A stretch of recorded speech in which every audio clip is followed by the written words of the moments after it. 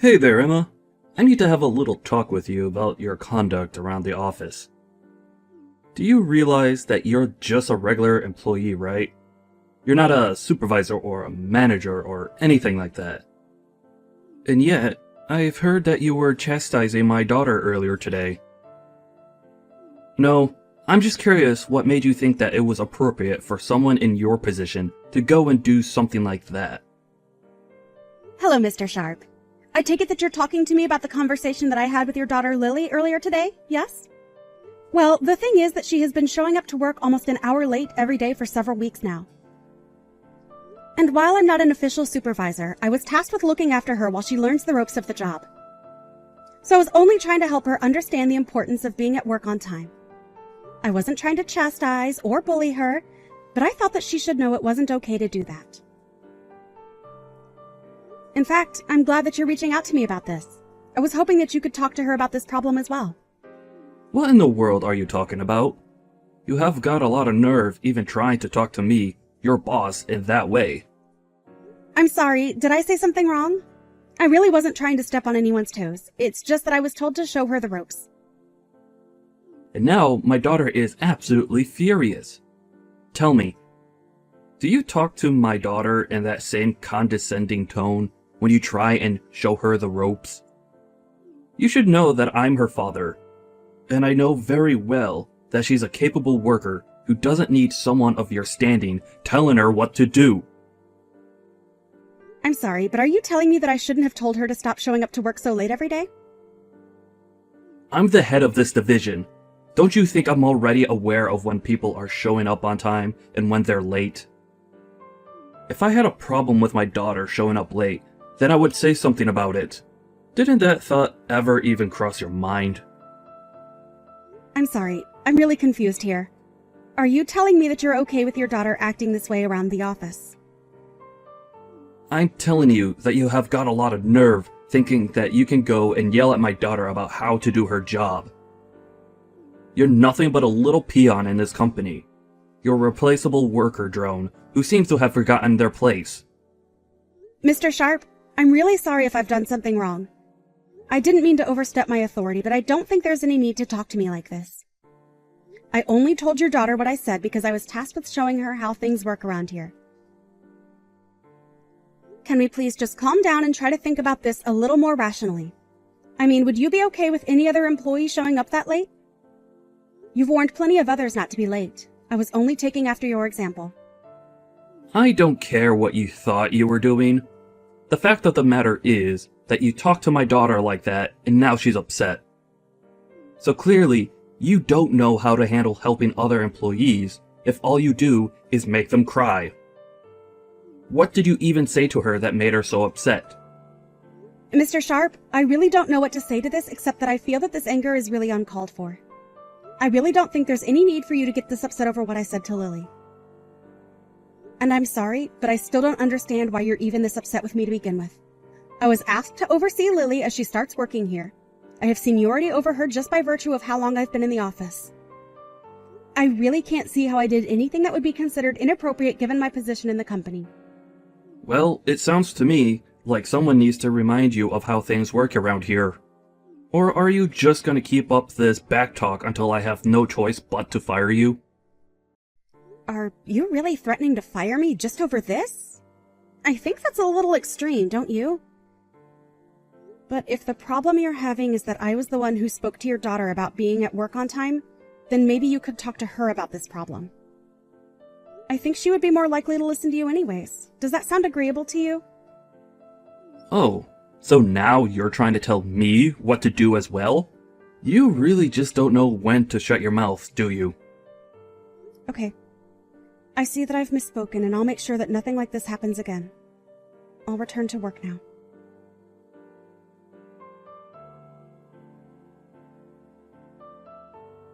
How many times am I going to have this same talk with you? Huh? Well, last time was just that. As of today, you are fired from this job. Mr. Sharp, are you really going to fire me like this? Because if you're serious, then I suppose I'll have no alternative but to leave. But you do realize that you're doing this all because I'm gently informing your daughter of how to act in the office. Is that what you call all the horrible yelling and chastising of my daughter? I thought I already warned you about not doing that. But if you're not going to listen to a direct order from your real boss, then it's obvious I have no choice but to let you go. I just hope some trash like you learns how to listen to your superiors one day. I guess we'll just have to see who the real piece of trash is, won't we? Excuse me? What did you just say to me? You think that just because I'm firing you means that you could talk to me however you want? I'm just saying that your daughter shows up to work late every single day.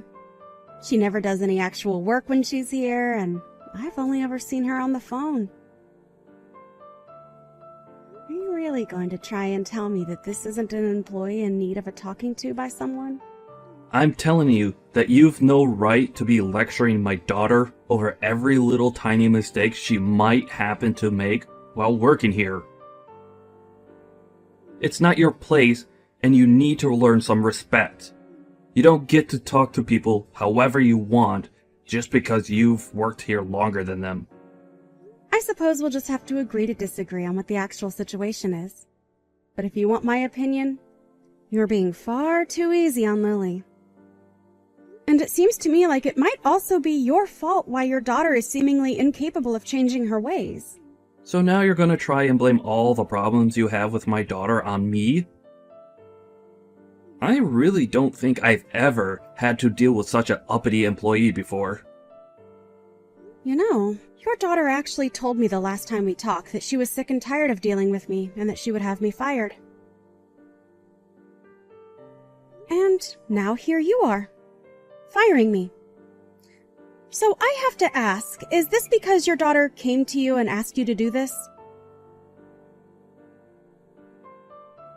And if she did she ever bother explaining to you why it is that she was being talked to by me in the first place? Oh, this problem is much bigger than just you and my daughter now. If you really think that you could talk to your boss the way that you've been talking to me, then it's clear that there's just no place for you here. I don't ever want you to even step foot into this office building again. Do you understand me? You are fired effective immediately. Well, okay then. If that's your final decision, then I won't spend any more time arguing my case. May I ask what you're going to tell HR and our managers about my firing? Because I think it might be difficult for you to merely be doing this because of how I treated your daughter. So, I'm just curious how you're going to present your case against me to the higher-ups in our office. And just why in the world do you think I would type out everything I'm going to say to them here for you to read? I'll find a good excuse to tell them that will make them all go along with my decision. I'm in charge of this department, and what I say goes. The only person at fault here is you, for daring to try and argue with me after I warned you to stop going after my daughter. I'm sorry, but I really think that I've been very calm and collected this whole time. The only one throwing around insults and using aggressive language here is you. Oh, why am I even bothering to talk to someone that I've already fired? Can't you just shut your mouth, pack up your desk, and leave already? I already told you that I never wanted to see you again. Okay then. I understand. If this is how things are going to be, then I'll leave the office today. Finally! At last you realize that even when fired, you still have to listen to me. I'm the boss in this part of the office, and my word is law. You wouldn't stop scolding my daughter, and now you're going to pay for ignoring a direct order from me. Now, get out of here and never ever come back. I understand. I also understand that you're incapable of seeing things objectively and that you're not suited for the position that you have. So, you should know that you are going to regret doing this. I will make sure of that. You're telling me that you're going to try and make me regret firing you? And just what do you think you can even do against me now that you're fired, huh? Besides, I'm in charge here, so what I say goes. It's literally impossible for me to make a bad call because I'm the one who is in charge. Yes, you are the one in charge, and that's what's going to come back to bite you. Anyways, I'll be taking my leave now.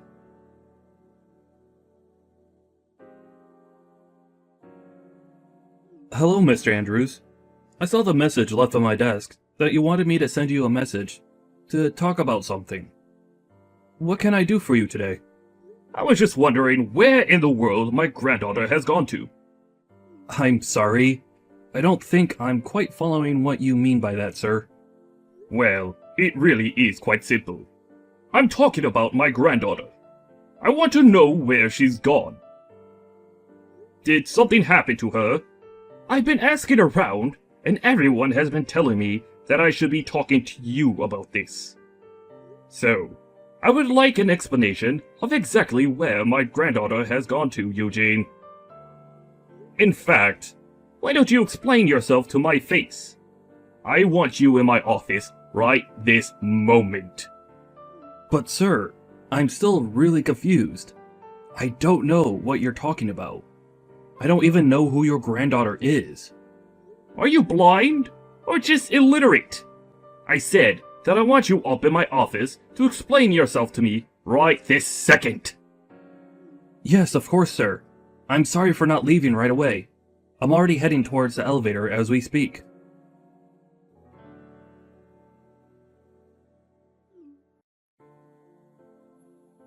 What do you want now? You've already fired me, and I've already left the building. If I didn't leave anything there, I don't know what we could possibly have to talk about. Emma, this isn't about you being fired. Well, it kinda is. Look, I just wanted to say that I'm very sorry about the way I treated you the other day. I may have overdone things just a little bit. I was hoping that we might be able to talk in person a little bit. Do you have some time where we could meet up to do so? Well, someone's attitude seems to have changed quite a bit now, hasn't it? Did something happen to bring about this change of heart? Again, I would just like to profusely apologize for the way that I was talking to you the other day. And I would also like to take this chance to invite you back to your position in our company. I had no idea that you were the granddaughter of the head of the company. Oh, I see. This is all because you finally figured out who I really am. Is that it? Please, you have to come back to work for us. Your grandfather ordered me to bring you back to the company at once. Nah, I'm good. Thanks for the offer, though.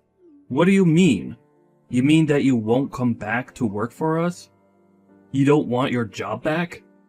I don't really see what the big deal is. I mean, I only left the company in the first place because you were telling me to. And now you're going to come back to me just 3 days later to try and beg for me to come back? But I apologized for what I said.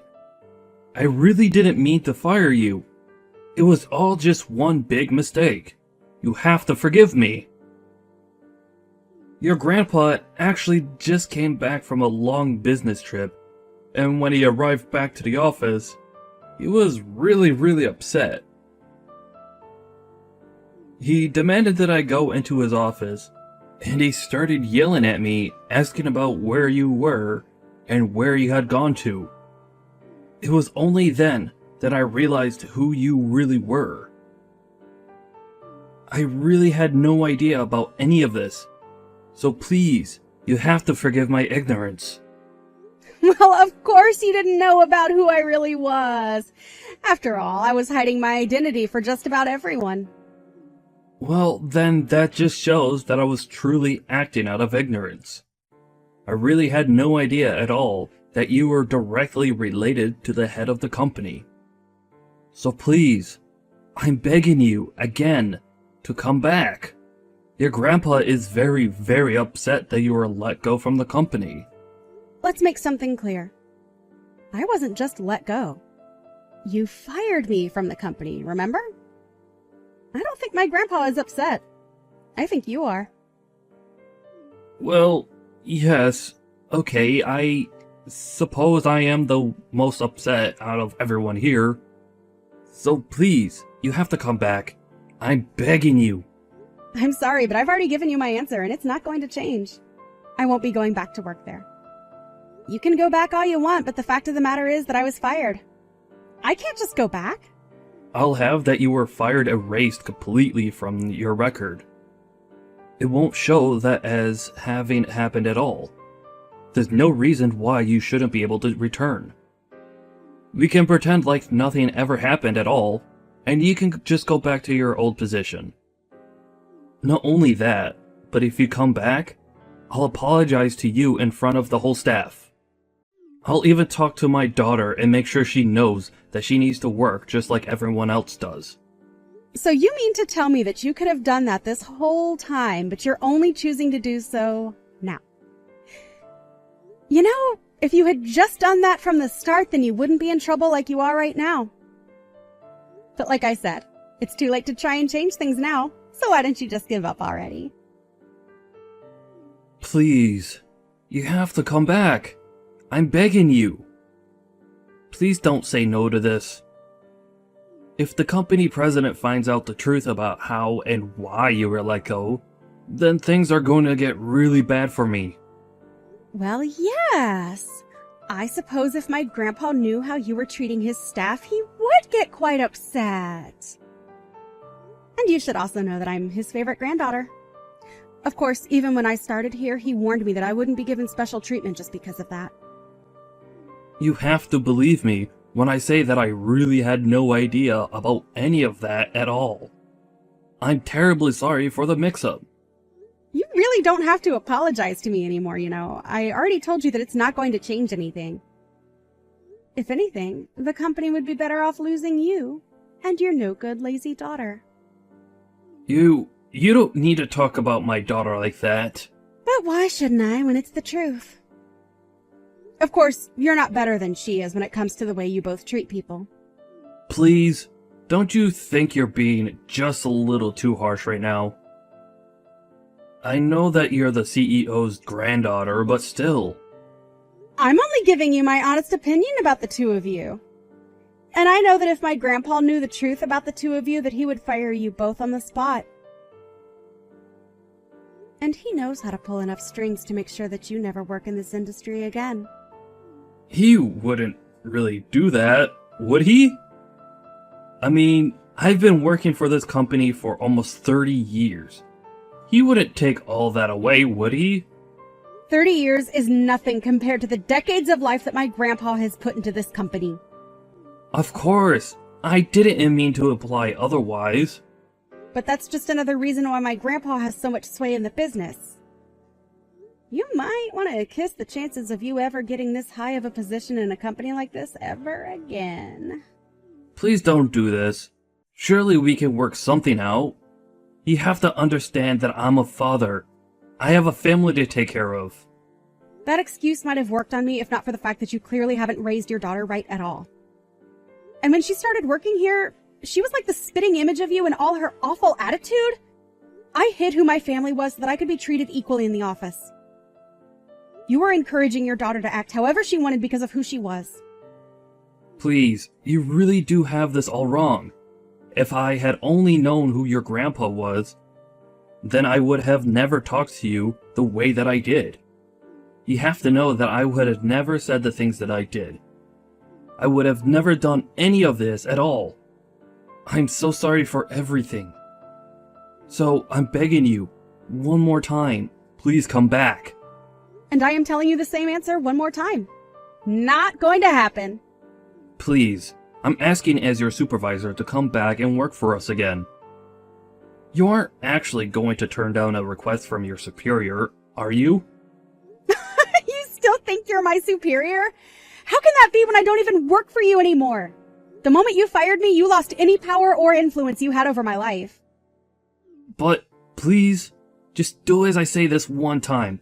That's all I need. You really expect me to just act like nothing happened between us at all? That's ridiculous and unrealistic. I really don't have time to carry on with this stupid conversation any longer. But if you don't come back, then I'm going to be in serious trouble. Don't you get that? If you don't come back, then both Lily and I might end up getting fired because of this. You have to come back and save us. You'll get your job back too. Everyone is going to win if you do this. You're acting as if I would have anything real to gain by helping you. But you're only asking that I come back to save your own skin. You were the one that fired me, and now you will have to live with that decision. I told you from the very start that you were being unreasonable and that you'd regret this. Now, if this is all that you have to say to me, I would appreciate it if you just left me alone instead. Please don't do this, Emma. I'm begging you. You have to come back. You have to save us. I'll even make Lily apologize to you. We're both begging you to come back. And I'm telling you that you can keep your worthless apologies to yourself because I don't want them.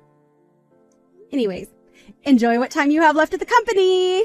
I may be fired, but at least I'll be taking the two of you on my way out. And good luck ever trying to find a job for you or your daughter in this town again.